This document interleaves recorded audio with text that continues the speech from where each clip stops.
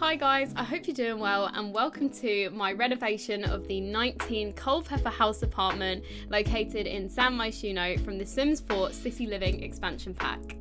This is part of a series where I go through all the apartments in San Myshuno and give them a makeover only using City Living and base game.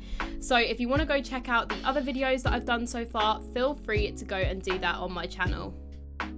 Now guys, this apartment and I have beef. I don't know what it is about this apartment, but every time I've tried to reno it, whether it's on Twitch, whether it's on TikTok, whether it's literally doing this, I've had the worst time. This is probably the best one that I've done so far, which I'm really pleased about, is the one that's getting uploaded to YouTube because, oh my god, the TikTok one was so bad. Like, it was awful.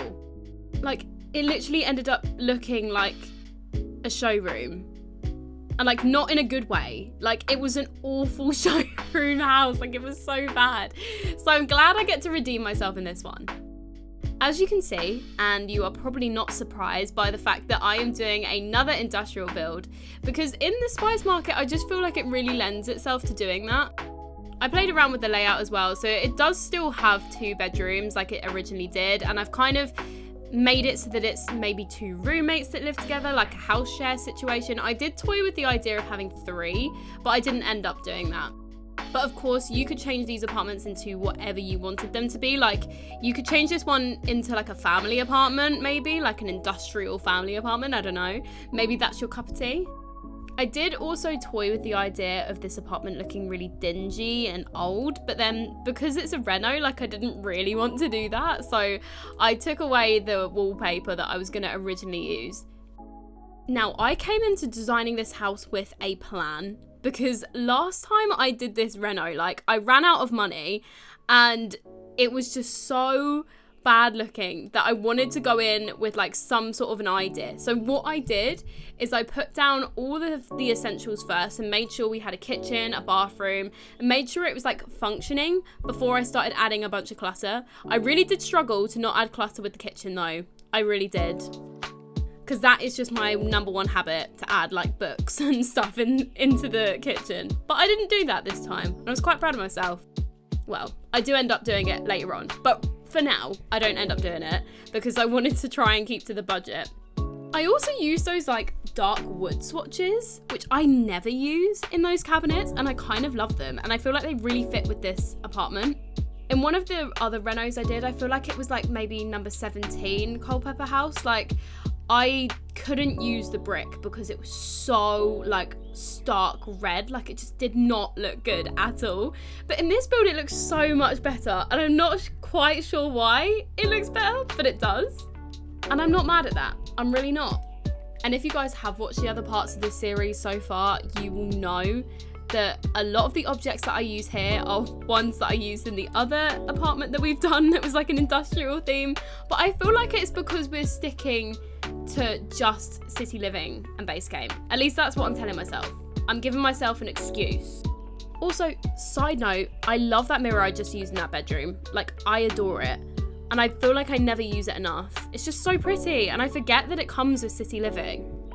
So as you can see now, I'm starting to clutter a little bit more because now we've got like the basic things that we need for a sim to live in this apartment. So now I'm adding, like I said, those books and the cute little plant because I can't help myself. I feel like this is such a stereotypical me build, but it looks so much better than the other one.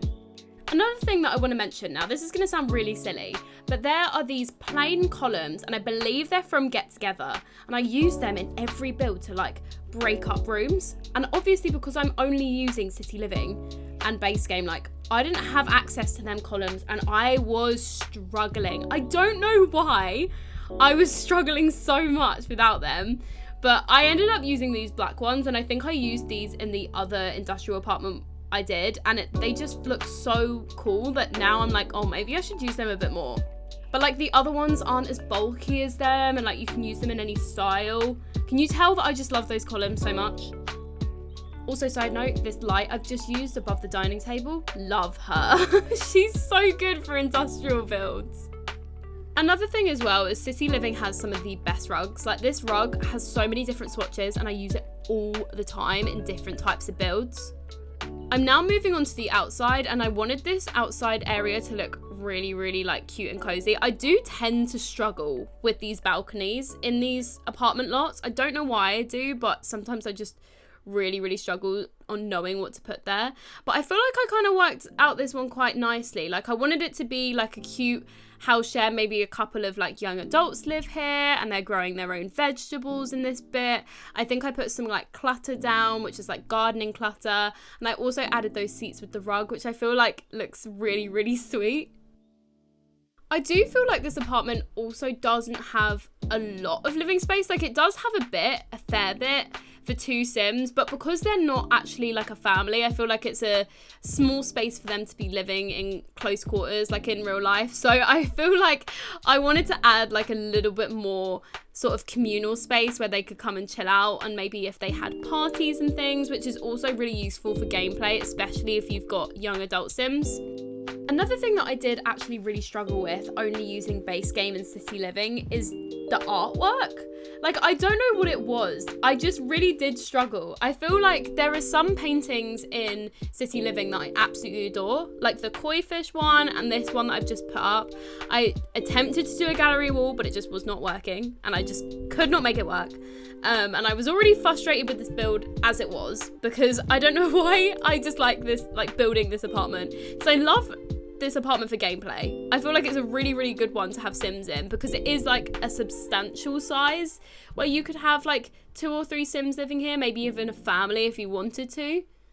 But I did just really struggle with artwork, because I feel like I just use artwork from different packs, and I feel until I am limited to only certain packs, I don't even realize how much I rely on like certain objects, because like I said, I do use the same objects over and over again, and if they're in a specific pack that isn't City Living and base game, or the packs that I'm using for a certain build, I struggle without them because I'm so used to using them. Part of the reason I did this series is to kind of push me outside of my comfort zone and stay away from objects that I normally use. And that also means like using different color palettes that I wouldn't normally use. Like, I would never use the sort of yellow with that blue swatch, but because of the swatch on the bed, like I got inspired to do the rest of that room like that, and I feel like it turned out quite nicely, and I might do that again in the future. This room I did struggle a little bit more with, however, because I chose that rug that you see underneath, I do end up changing it there, but I wanted to go with like a blue theme originally, because blue swatches in The Sims 4 are so easy to come by, and they've got some really nice ones, but I just didn't know what color palette to do in this room, and I didn't want it to end up being like super beige and boring, but I did end up kind of going for that in a way. But it does mean that if you move a Sim in here, you can like put all their own like pictures and stuff, maybe some trinkets and things they found along the way, maybe collectibles, and you can make it more their style. So I do feel like in some aspects it's quite fun. I didn't want to have to end up using that same bed that I used in the other room, just at a different swatch, but I did, because I love that bed, as you guys can see. Also, it is one of the cheapest beds in the game, and I am on a budget here. Like, I am trying to stay within the price of this. The other part of this build that I really disliked doing was the bathroom. Like, I just didn't know what tile to use. I wanted to do something different, like I wanted to push myself. So I ended up going with this like weird brown beigey color in the bathroom, which is odd for me, but I do actually kind of like it. Like, instead of using tiles in the wall, I used that like concrete, and I think it worked for the most part. Like, I wasn't mad at it. I'm now just going through the final bits and tweaking objects and making sure that they're the way I want them to be. But I have really enjoyed this build a lot more than I normally do, because normally I struggle. But I hope you guys have enjoyed. This will be up on the gallery for you guys, and my gallery ID will be in the description below. But I hope you guys have enjoyed. I hope you have a great rest of your day, and thank you so much for watching.